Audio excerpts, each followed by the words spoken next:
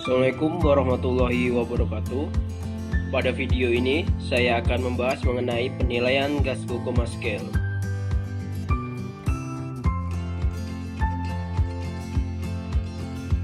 Kesadaran merupakan fungsi utama susunan saraf pusat.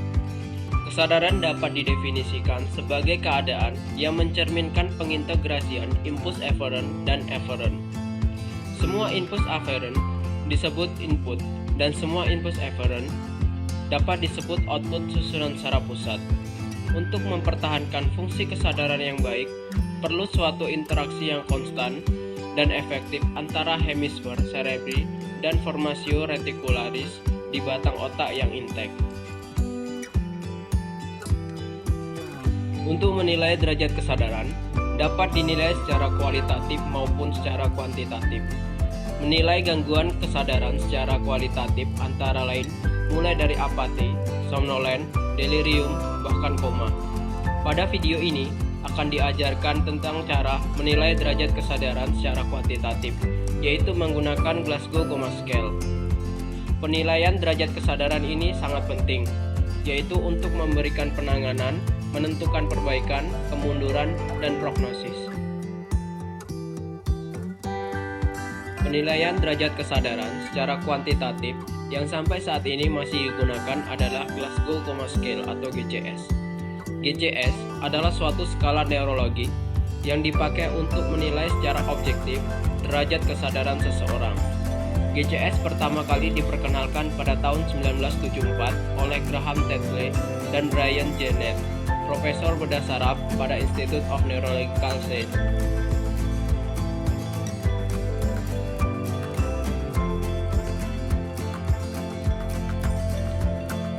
GCS terdiri dari 3 pemeriksaan, yaitu penilaian respon membuka mata, respon motorik terbaik, dan respon verbal terbaik.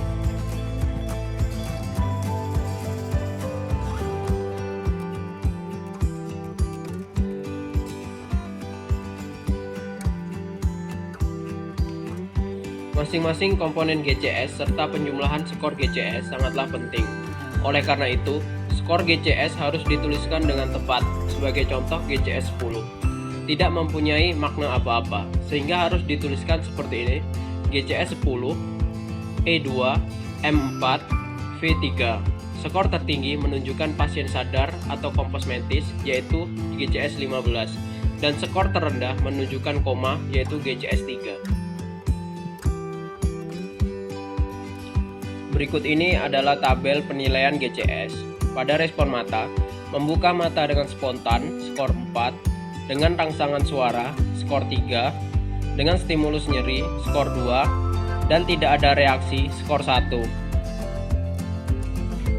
Pada respon motorik, menurut perintah, skor 6, mengetahui lokasi nyeri, skor 5, reaksi menghindar nyeri, skor 4, fleksi abnormal, skor 3, ekstensi spontan, skor 2, dan tidak ada gerakan dengan rangsang nyeri, skor 1. Pada respon verbal, berorientasi dengan baik, skor 5, bingung, skor 4, mengucap kata-kata tidak tepat, skor 3, menggerang, skor 2, dan tidak ada jawaban, skor 1. Berikut ini adalah cara penilaian GCS pada pasien. Yang pertama adalah respon mata. Tidak ada reaksi dengan rangsang nyeri, klien tidak membuka mata, maka skor E adalah 1.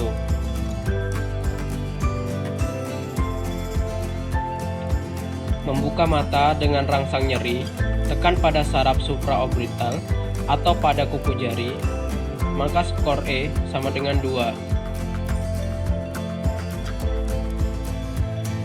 Membuka mata dengan rangsang suara, minta pasien untuk membuka mata, maka skor E sama dengan 3.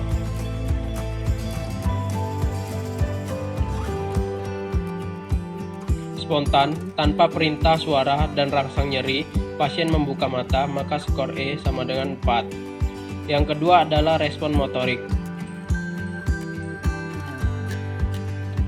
Tidak ada gerakan atau reaksi setelah diberikan rangsang nyeri, maka M adalah 1.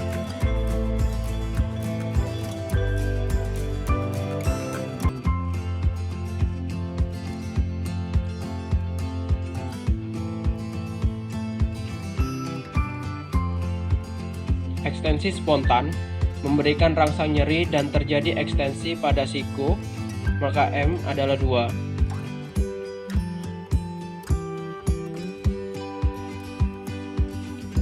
Terjadi fleksi abnormal, bila diberikan rangsang nyeri, terjadi fleksi abnormal, maka M sama dengan 3.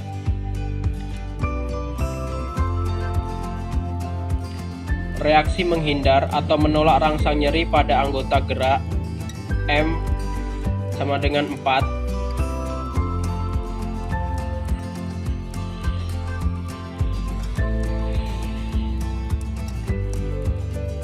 Mengetahui lokasi nyeri setelah diberikan rangsang, pasien menepis rangsang nyeri, M sama dengan 5.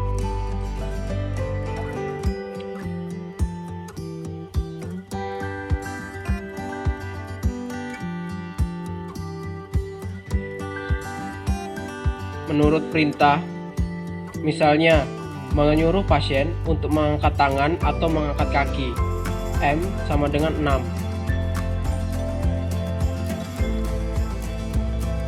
Pada pemeriksaan respon verbal, jika tidak ada jawaban setelah dipanggil atau diberikan rangsang, maka V sama dengan 1.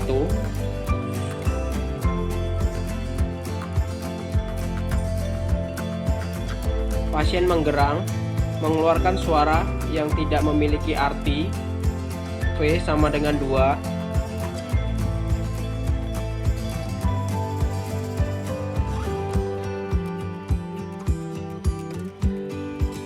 Pasien dapat berkata tapi tidak tepat, dapat mengeluarkan kata namun tidak memiliki arti dan tidak tepat, V sama dengan 3.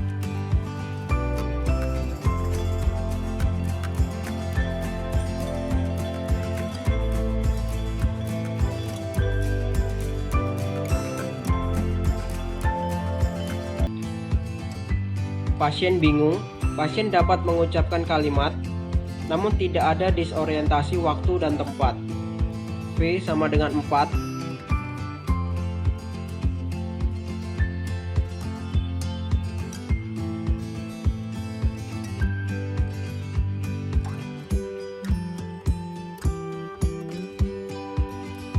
Pasien berorientasi dengan baik,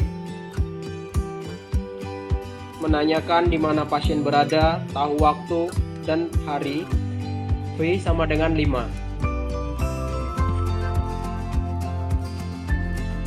Demikianlah penjelasan dan cara melakukan pemeriksaan GCS pada pasien. Terima kasih telah menonton. Sampai jumpa di video berikutnya.